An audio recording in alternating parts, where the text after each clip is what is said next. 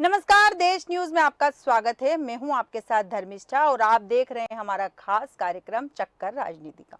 मध्य प्रदेश में चुनाव प्रचार अपने चरम पर पहुंच गया है। भाजपा और कांग्रेस राज्य की सत्ता पर काबिज होने के लिए कोई कसर नहीं छोड़ रहे।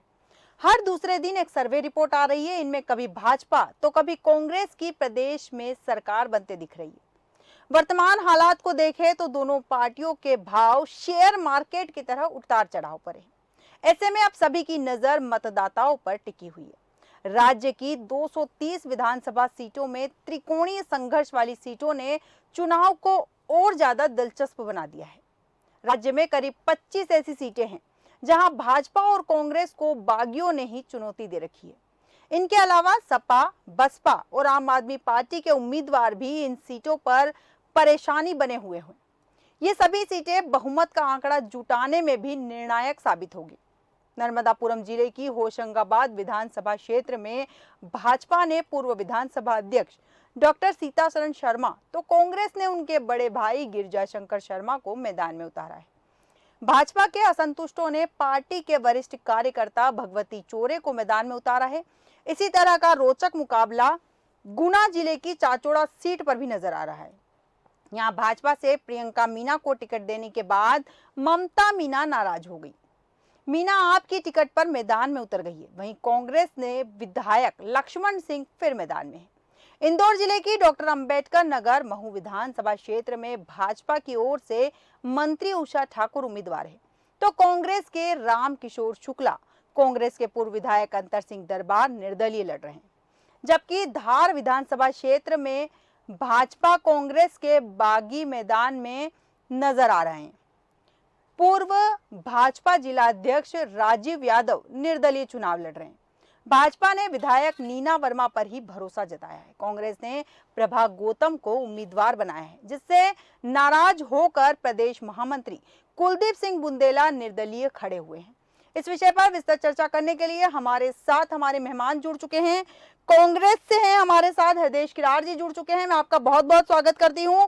और गौरव चतुर्वेदी जी राजनीतिक विश्लेषक हमारे साथ जुड़ चुके हैं। गौरव जी, मैं आपका भी देश न्यूज में बहुत बहुत स्वागत करती हूँ। सबसे पहला सवाल मेरा हृदेश किरार जी से होगा कि जिस तरह 230 विधानसभा सीटों पर वैसे तो दो दलीय व्यवस्था है, भारतीय जनता पार्टी और कांग्रेस के बीच में सीधा मुकाबला है, लेकिन 25 सीटें ऐसी हैं जिन पर तीसरा दल यानी कि जो एक्स्ट्रा सीटें हैं वो कड़ी चुनौती बनी हुई है। त्रिकोणीय मुकाबला वहां नजर आ रहा है, दूसरी पार्टियां भी चुनौतियां दे रही है। तो क्या कुछ तैयारी है 25 सीटों पर कांग्रेस की, आपसे जानना चाहूंगी। आपकी आवाज हम तक नहीं पहुंच पा रही है हरदेश जी। आपका आपका जो फोन है वो म्यूट पर है, उसे म्यूट से हटाइए, आपकी आवाज हम तक पहुंच जाएगी।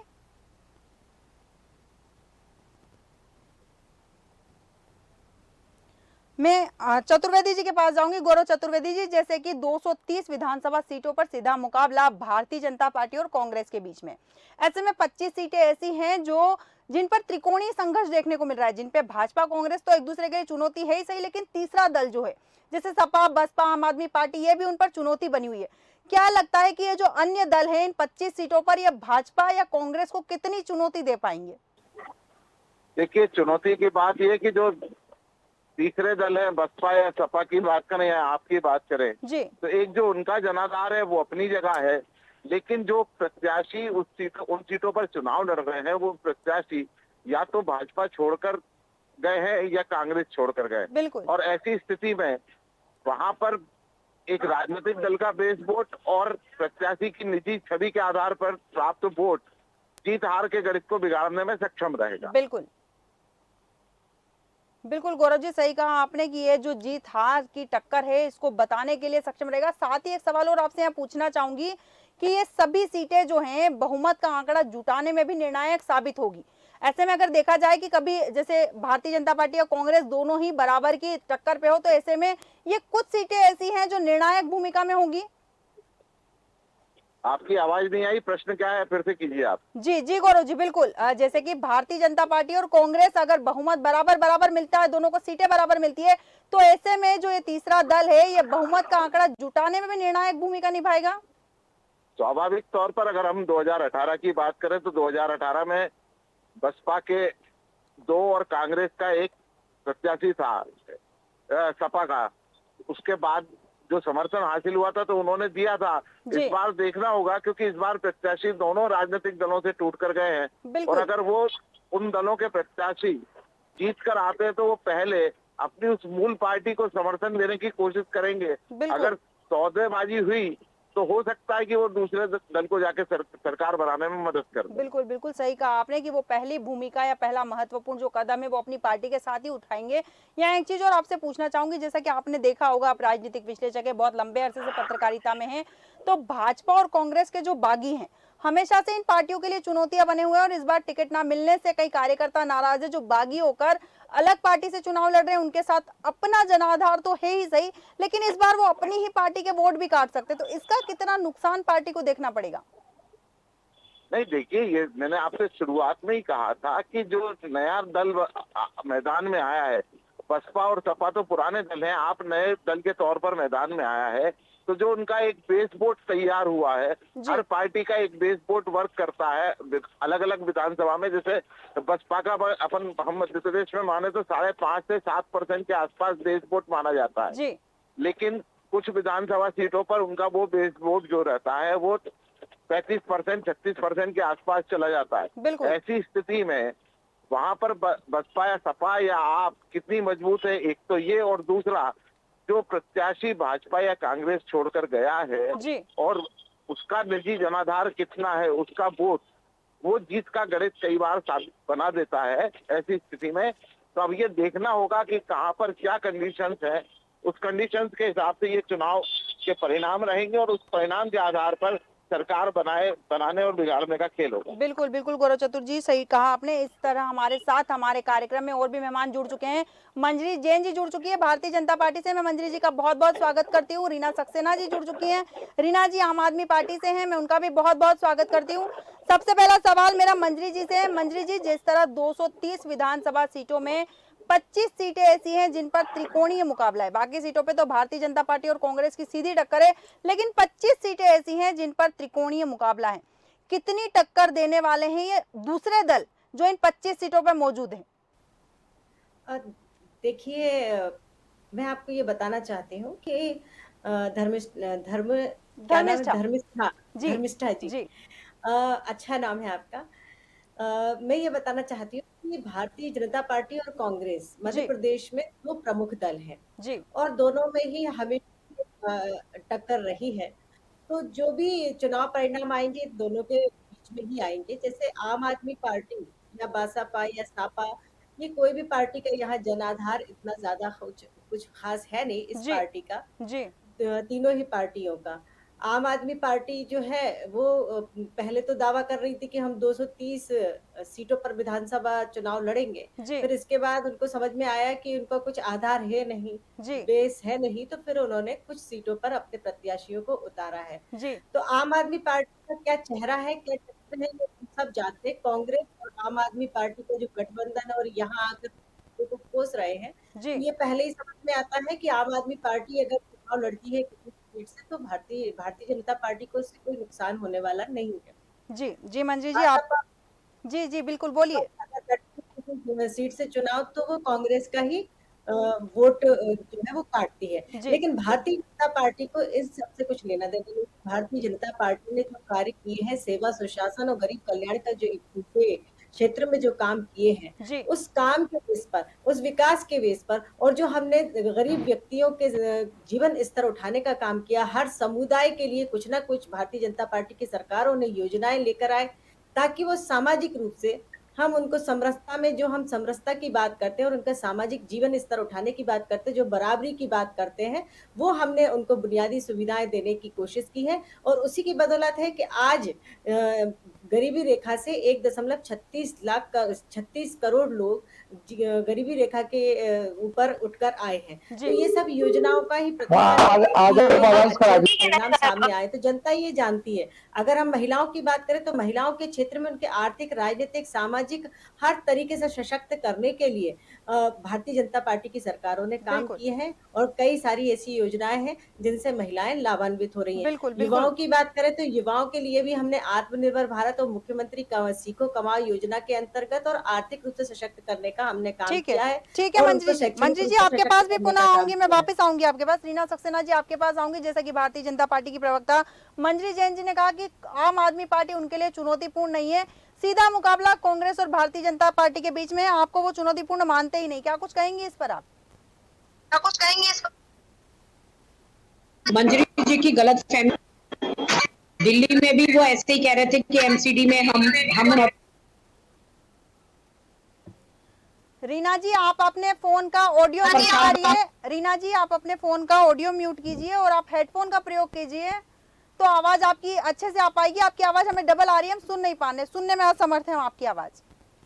तब तक हम कांग्रेस से सवाल पूछते हैं, सीधे जाएंगे हरदेश किरार जी के पास। हरदेश जी, जैसा कि 230 विधानसभा सीटों की बात हो रही है, 25 सीटें ऐसी हैं जिन पर त्रिकोणीय मुकाबला है और ये जो सीटें हैं ये बहुमत का आंकड़ा जुटाने में भी निर्णायक साबित होगी।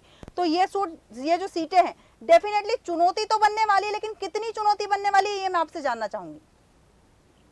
सभी को धनतेरस की बहुत बहुत शुभकामनाएं। बिल्कुल बिल्कुल। देखिए क्या है कि मध्य प्रदेश के अंदर जो आगामी चुनाव चल रहा है उसमें आपने स्पष्ट नीति साफ दिखाई दे रही है कि भारतीय जनता पार्टी बुरी तरह हार रही है और कांग्रेस पार्टी बहुमत की ओर जा रही है। जी रही 25 सीटों के लिए तो 25 सीटों पर टिकट तो एक ही है और स्वाभाविक है ना, लोगों के बीच में असंतोष होता है। जी जो तीन है ना 25 सीटों पर जो धर्मिष्ठा लोग जी, इनकी त्रिकोणीय आवाज कम आ संघर्ष रही में है मुझे वो हरदेश जी की। स्वाभाविक है कि वो थोड़ा असर तो बढ़ेगा, लेकिन एक निश्चित असर नहीं रहेगा क्योंकि पब्लिक भारतीय जनता पार्टी के 18 साल के शासन में त्रस्त हो गई है। जी वो बिल्कुल बदलाव के मूड में है जी और बिल्कुल नहीं चाहती है कि मध्य प्रदेश के अंदर है ना कोई ऐसी सरकार बने जो लंगड़ी डूली और भारतीय जनता पार्टी की तरफ से खरीद फरोख्त की सरकार बनाई है, तो वो अब पब्लिक में मन बना चुकी है। तो ये तीसरा जो ये निश्चित ही थोड़ा बहुत परेशान तो करेगा, लेकिन निर्णायक स्थिति में आज भी नहीं है क्योंकि भारतीय जनता पार्टी की सरकार के लोग त्रस्त हो चुके हैं, बेरोजगारी का आलम है और देखा होगा आपने घोटालों की सतों दो 25 सीटें हैं वो कोई इतना असर नहीं करेंगी। ठीक है, मंजरी जैन जी के पास जाऊंगी मैं। मंजरी जी, जैसा कि हरदेश जी ने कहा है कि भारतीय जनता पार्टी से जनता त्रस्त हो चुकी है, इसलिए वो नया मौका कांग्रेस को देना चाहती है, कांग्रेस की सरकार बनाएंगी वो। इस पर क्या कुछ कहेंगी? रीना जी बिल्कुल आपके पास आऊंगी इस जवाब के बाद। जी, देखिए मध्य प्रदेश की जनता ने 2003 के पहले का मध्य प्रदेश भी देखा है। जी किस तरह मध्य प्रदेश को बीमारू राज्य बना दिया गया था। न सड़कें थी, न जी बिजली थी, रीना जी न बिल्कुल पानी, आऊंगी आपके पास। और बुनियादी आवश्यकताओं को भी ये पूरा नहीं कर पाए थे। जी इनका जो नारा था गरीबी हटाओ गरीबी, इन्होंने गरीबी हटाने के लिए कोई ठोस कदम उठाए नहीं। हमेशा तुष्टीकरण की राजनीति की, गरीबों का शोषण किया, दलितों का शोषण किया और आदिवासियों का शोषण किया। ये सिर्फ वोट बैंक की राजनीति करते रहे, जात पात में बांट कर, और आज भी इनकी वही नीति चल रही है। जी इनके पास कोई मुद्दा नहीं है, कोई विजन नहीं है, किसी विजन को लेके ये काम नहीं कर रहे हैं। इनका सिर्फ एक उद्देश्य है कि भारतीय जनता पार्टी की सरकार को हटाना है। जी इनके पास और जनता से जुड़ा कोई भी एक भी मुद्दा इनके पास नहीं है। इनके ना नेता उस पर बात करते हैं और ना ही इनके कार्यकर्ता बात करते हैं। इनको सिर्फ मोदी और शिवराज सिंह चौहान से तकलीफ है, बस उनको हटाना चाहते हैं। और उसी को देखते हुए आम, बसपा और सापा और कांग्रेस सब एक पेड़ पर जाकर बैठ गए हैं। जी एक पेड़ पर जाकर इन्होंने बिल्कुल हरदेश शरण जी। ले ली है। इनके जी, अब इनको जनता सबक सिखाएगी। जी जनता इनको घर बैठाने का काम करेगी। अगर हमने जनता के लिए काम नहीं किया होता तो जनता का हमें समर्थन नहीं मिलता और हम 20 साल से सत्ता में नहीं होते। 2018 में भी इन्होंने जो कहा खरीद फरोख्त के करके हमने सरकार बनाई, जी तो मैं इनको बताना चाहती हूँ कि हमने नहीं खरीदा था। जब आपने जनता से किए वादे पूरे नहीं किए, युवाओं से किए वादे पूरे नहीं किए, किसानों से किए वादे पूरे नहीं किए, जी तो आपके मंत्रियों ने जब वो मांग रखी और आपने नहीं मानी और आपने कहा कि सड़क पर आ जाइए, तब उन्होंने आपसे तब अपने मंत्री पद पे रहते हुए इस्तीफा दिया गया। ठीक है और इसके बाद वो भारतीय जनता पार्टी की उन्होंने सदस्यता ली, चुनाव लड़ा और हजारों वोटों से वो जीते। जो कांग्रेस में रहते हुए 1000-2000 से जीते थे, वो 50,000 और 65,000 तक जीते। ठीक तो है ये भारतीय जनता पार्टी के प्रति जनता का विश्वास है। ठीक है ठीक जी, है मंजरी जी। हाँ रीना जी आप कुछ कहना चाह रही थी? आवाज नहीं आ रही है रीना जी की। रीना जी की आवाज हम तक, रीना जी आपकी आवाज हम तक नहीं पहुंच पा रही है, शायद कुछ टेक्निकल एरर है। आपका मोबाइल फोन म्यूट पर है, आप उसे म्यूट से हटाइए, आपकी आवाज हम तक पहुंच जाएगी।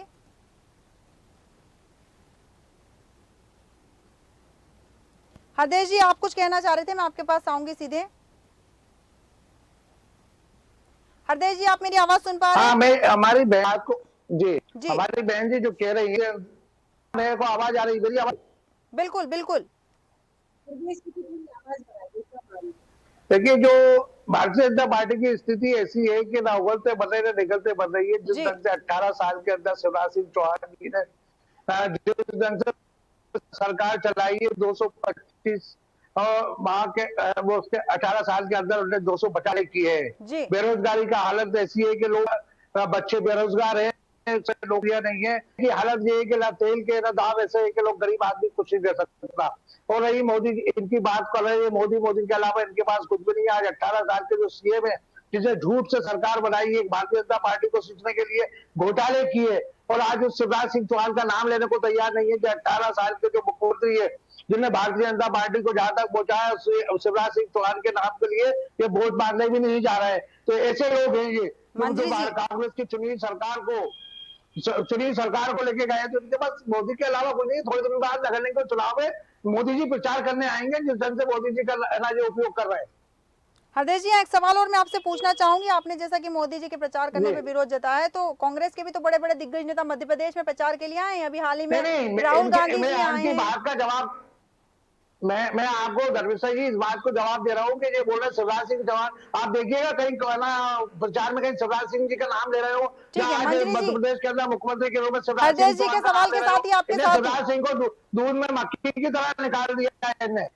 धर्मिष्ठा जी, थोड़ा सा मुझे इनकी बात को दोहरा दीजिए, क्या सवाल है इनका? आवाज मुझ इनका तक कहना है कि पहुंच- शिवराज जी को आप लोग सामने नहीं ला रहे हैं, मोदी जी के चेहरे पे चुनाव लड़ रहे हैं। शिवराज जी ने 18 साल सेवा की है, आपने उन्हें अवसर नहीं दिया, उनका चेहरा बिल्कुल हटा दिया है।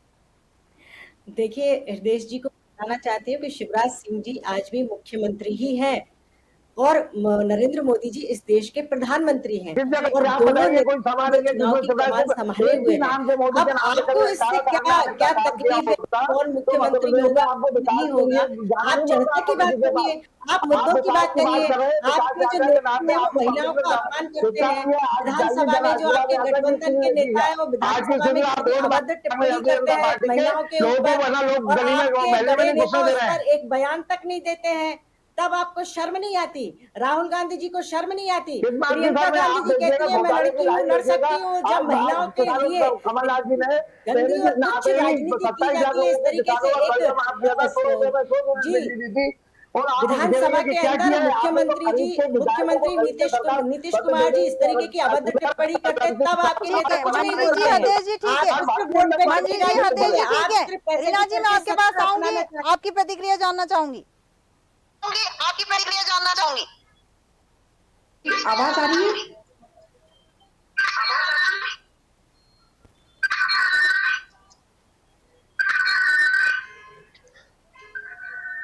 मेरी आवाज आ रही है? आपकी आवाज आ रही है, बिल्कुल बोलिए आप। हाँ, मैं ये कहना चाह रही थी, मंजरी जी ने जैसे कि कहा कि आम आदमी पार्टी किसी गिनती में नहीं है, तो भारतीय जनता पार्टी ये साबित करती आ रही है विगत 10 साल से कि आम आदमी पार्टी भारतीय जनता पार्टी के खिलाफ कभी खड़ी दिखी ही नहीं। तो मैं पूछना चाहती हूँ मंजरी जी से कि दिल्ली का हाल, गुजरात का हाल क्या वो भूल गए हैं? जब उन्होंने हमें नहीं गिनती गिनी, तब भी हमारे वहां पे पार्षद भी आए, विधायक भी आए गुजरात में, जी और दिल्ली में भी, दिल्ली की सरकार में हम उनकी नाक के नीचे बैठे हैं पूरी मेजॉरिटी में। एमसीडी में जहां भारतीय जनता पार्टी का अधिकार था, क्षेत्र था, उसमें भी हमने अच्छी हार दी है उनको। उस हार को पाने के बाद भी अगर अब भी वो इसी गुमान में हैं कि आम आदमी पार्टी किसी गिनती में नहीं है, तो ये उनके लिए बहुत शर्म की बात है। उनको अपनी आंख खोल लेनी चाहिए और इस बात को ध्यान देना चाहिए कि आम आदमी पार्टी आपकी नहीं, जनता की प्रिय पार्टी है। जनता के हर दिल में बस रही है आम आदमी पार्टी, और हर जगह अब जनता उसको पसंद कर रही है। तो आप नहीं बताएंगे कि मध्य प्रदेश में आम आदमी पार्टी टक्कर में है कि नहीं? मध्य प्रदेश की जनता बताएगी कि आम आदमी पार्टी यहाँ कितनी टक्कर में है। जब 17 तारीख को वोट पड़ेगा और जब रिजल्ट आएगा, तो उसमें दिख जाएगा कि मध्य प्रदेश की जनता के दिल में इस बार आम आदमी पार्टी है और वो करारा जवाब देगी, क्योंकि जनता परेशान हो चुकी है, भारतीय जनता पार्टी के 18 साल के कुशासन से त्रस्त है। वो उनको भी जवाब देगी और आम आदमी पार्टी को सर आंखों पे बैठाकर उनको ससम्मान मध्य प्रदेश में उनके विधायकों को जिताएगी भी। तो ये मैं लिख के देती हूँ, मैं आपको निश्चित बताती हूँ कि आम आदमी पार्टी के विधायक इस बार मध्य प्रदेश में मध्य प्रदेश की जनता के द्वारा चुने जाएंगे, जो कि प्रेम पूर्वक चुने जाएंगे। उसमें मंजरी जी की या भारतीय जनता पार्टी की किसी भी तरीके की राय शुमारी नहीं चलेगी। मध्य प्रदेश की जनता ये बिल्कुल बर्दाश्त नहीं करेगी कि आम आदमी पार्टी को अन्यथा कुछ बोला जाए। ठीक है, आम आदमी पार्टी ने विश्व में अपने काम ठीक है करके रीना जी, दिखा दिए रीना हैं। जी ठीक है। गौरव चतुर्वेदी जी के पास जाऊंगी। गौरव जी, जिस तरह से बात चल रही है और आपने भी कहा है कि तीसरा दल जो है इतना महत्वपूर्ण भूमिका नहीं रखता है, हालांकि टक्कर भारतीय जनता पार्टी और कांग्रेस में होगी, लेकिन रीना सक्सेना जी का कहना है कि हमारी पार्टी जो है कड़ी चुनौती देने वाली है भारतीय जनता पार्टी और कांग्रेस को। क्या कुछ कहेंगे इस पर आप? गौरव जी सुन पा रहे हैं आप? हाँ बताइए, क्या पूछ रही हैं आप? आपकी आवाज क्लियर नहीं आ रही थी। जी जी गौरव जी, जिस तरह से आपने कहा है कि 25 सीटों पर ये जो अन्य दल जो खड़े हुए हैं कोई चुनौती देने वाले नहीं है उतनी, जितनी टक्कर केवल भारतीय जनता पार्टी और कांग्रेस के बीच में होगी। हालांकि आम आदमी पार्टी की प्रवक्ता रीना सक्सेना जी का कहना है कि हम कांग्रेस और भाजपा को कड़ी टक्कर दे रहे हैं। क्या कुछ कहेंगे इस पर आप? नहीं देखिए, चुनाव मुख्यतः भारतीय जनता पार्टी और कांग्रेस के बीच में ही रहेगा जी, लेकिन जिस तरीके से आम आदमी पार्टी, बहुजन समाज पार्टी और समाजवादी पार्टी ने मध्य प्रदेश में प्रत्याशी उतारे और अपनी चुनावी तैयारियां की हैं, जी, उसमें वो गणित बिगाड़ने का काम करेंगे। जी, सत्ता बनाने और बिगाड़ने का समीकरण अब उनके पास रहेगा, ऐसा मुझे महसूस होता है। बिल्कुल बिल्कुल सही कहा आपने कि ये जो सीटें हैं, ये जो तीसरा दल है, ये सत्ता का खेल बिगाड़ने में बिल्कुल महत्वपूर्ण भूमिका निभाएगा। मंजरी जी, आप ही के पास आऊंगी इस सवाल के साथ में कि ये जो दल खेल बिगाड़ेंगे या जीत तक जो जादुई आंकड़ा है जिसको छूने के लिए पार्टियां तैयारियां कर रही है, उसे छूने में ये कुछ कदम आपको पीछे खींच सकते हैं, इसके लिए क्या कुछ तैयारियां हैं भारतीय जनता पार्टी की? देखिए, मैं आपको पहले ही बता चुकी हूँ कि हमारी जो भारतीय जनता पार्टी की सरकारों ने काम किया, जनता बखूबी जानती है। और मैं आपको बता दूं कि हमारी भारतीय जनता पार्टी की जो तैयारी है, वो प्रत्येक बूथ पर जी, हमारा एक कार्यकर्ता तैनात है। और जो भारतीय जनता पार्टी की अपेक्षा है कार्यकर्ता से कि 51% वोट शेयर के साथ बीजेपी के पक्ष में हम हर बूथ को जीतने की जो हमारा लक्ष्य है वो हम जीतेंगे। ठीक तो है, हमारे हर कार्यकर्ता को और हर हर बूथ पर हमारे 11 लोगों की कमिटी है और पन्ना पेज प्रमुख से लेके हर कार्यकर्ता अपनी बखूबी जवाबदारी के साथ पर डटा हुआ है और हर बूथ को हम जीतेंगे। इसलिए ना तो कांग्रेस और ना ही आम आदमी पार्टी, ना ही बसपा और ना ही सपा भारतीय जनता पार्टी का कुछ बिगाड़ पाएगी। मैं समझती हूँ समथिंग 150 से ऊपर की सीटें भारतीय जनता पार्टी जीत कर आ रही, इसलिए जो तीसरे दल या तीसरे गुट की बात तो कहीं आती नहीं है और ना ही जी, वो कुछ खेल बिगाड़ पाएंगे। तो जो हमने काम किए हैं और जिस तरीके से हमारी तैयारी है, वहां दूर दूर तक कांग्रेस ही नजर नहीं आती, तो सपा आशा और बसपा और आप तो कुछ ठीक है, हरदेश जी, वैसे भी जनता नकार चुकी है। बिल्कुल बिल्कुल, आपका चाल चरित्र चेहरा जनता जैसे कांग्रेस का जानती है, आपका भी जान चुकी है। जैसे कांग्रेस के नेता जो जो जिनके हाथ में सारी कांग्रेस की बागडोर है, जो उनके खेवैया हैं, वो जमानत पर घूम रहे हैं। ऐसे ही आम आदमी पार्टी लोकपाल बिल लेकर आई थी, कांग्रेस को कोस कोस कर पार्टी पानी पी पी कर गालियां देते थे। आज उन्हीं के साथ ये गठबंधन कर रहे हैं और ठीक जिस है, उद्देश्य को लेकर ये आए थे उस उद्देश्य को तो ये रहे नहीं। अन्ना हजारे जी को तो पता नहीं कहाँ है। ठीक तो है, ये इनका चाल चरित्र चल रहा है और इनके भी मंत्री आज सलाखों के पीछे हैं भ्रष्टाचार के आरोप में। तो ये किस मुंह से जनता के बीच में जाएंगे? जनता इनको सबक सिखाएगी। ठीक है मंजरी जी। हरदेश जी, आप कुछ कहना चाह रहे थे, बहुत कम शब्दों में आपकी प्रतिक्रिया जी जी चाहूंगी। जी मैं ना हमारे इनको मंजू जी को ये बताना चाहता हूँ कि जिस ढंग से ये बात कर रही है कि 150 सीटों का, देखिए आज पहले और आज की कांग्रेस में बहुत अंतर है। जब से कमलनाथ जी हमारे प्रदेश के ना पूर्व मुख्यमंत्री बने हैं और जी, कांग्रेस की सत्ता के हाथ बागडोराई है, तो आज के समय में कांग्रेस जना बूथ स्तर पे लड़ाई लड़ रही है। मंडलम सेक्टर के साथ में हर बूथ पे हमारी तैयारी है। रही बात इनकी कि इनके पास भारतीय जनता पार्टी की स्थिति घोटालों, बेरोजगारी और जहां तक महिलाओं की लाडली बहना की बात कर रहे हैं, तो लाडली बहनों ने ये बात बता दी है कि तुम 2 महीने 3 महीने पहले आए हो, 18 साल से कहाँ थे। ठीक है, बेरोजगार ठीक है बेरोजगार हरदेश युवाओं जी, ने बता दिया क्या है। हमारे बिल्कुल। कर्मचारियों की स्थिति ये है कि मेरा एक कर्मचारियों सवाल ने है पेंशन बंद कर दिए। हृदय जी, मेरा आपसे एक सवाल है जी। और मैंने पहले भी पूछा आपसे कि जो नीतीश कुमार जी ने जो विधानसभा के अंदर महिलाओं के ऊपर टिप्पणी की, आपके एक भी नेता ने उसका विरोध क्यों नहीं किया? आपके एक भी नेता का, वरिष्ठ नेता का कोई बयान क्यों नहीं आया? प्रियंका गांधी स्वयं महिला है, सोनिया गांधी स्वयं महिला है। प्रियंका गांधी कहती है मैं लड़की हूँ, लड़ सकती हूँ, महिलाओं के सपोर्ट में खड़ी होती हैं, तो फिर वो उनका सपोर्ट कहाँ गया? क्यों सिर्फ आप राजनीतिक जुमले पेश करते हैं, सिर्फ राजनीतिक एजेंडे हैं महिला सशक्तिकरण? तो ये मैं आपसे समझना चाहती हूँ कि आपके नेताओं ने अभी तक कुछ बयान क्यों नहीं दिया?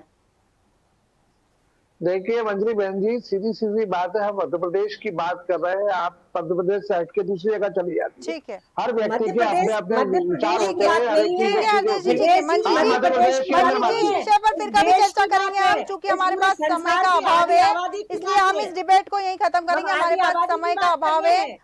मंजू जी, दुनिया हमारे की पास नहीं आधी नहीं, आबादी आपके के पास बारे कुछ में है बात नहीं ना, कर रहे आप हैं। मंजू अपने जी, खेत के जगह खलिहान की बात करती है। आप इस तरीके कभी आपके हिरदेश पास किरार होता जी, तो आप भारतीय हिरदेश जनता से पार्टी मध्य प्रदेश से मंजू बात जी, कर हरदेश लेती। जी, हमारे पास आपके समय खेत का की जगह अभाव है, खलिहान में हम चली इस जाती है। डिबेट को यहीं खत्म अंतरराष्ट्रीय स्तर करेंगे। पे उस पर विरोध हो रहा है। मंजू जी, अंतरराष्ट्रीय स्तर पे भी मंजू जी, प्रतिक्रियाएं आई। हमारे आप पास प्रदेश और हमारे पास देश की समय बात का कर रहे नहीं अभाव नहीं, हैं। है, इसलिए हम इस विषय को यहीं खत्म करेंगे। मंजरी जैन जी, हरदेश किरार जी, रीना सक्सेना जी और गौरव चतुर्वेदी जी, आप चारों मेहमानों का हमारे साथ बने रहने के लिए बहुत बहुत धन्यवाद। जैसा कि बात हो रही थी, 230 विधानसभा सीटों में से 25 सीटें ऐसी हैं जो त्रिकोणीय मुकाबला लिए हुए हैं।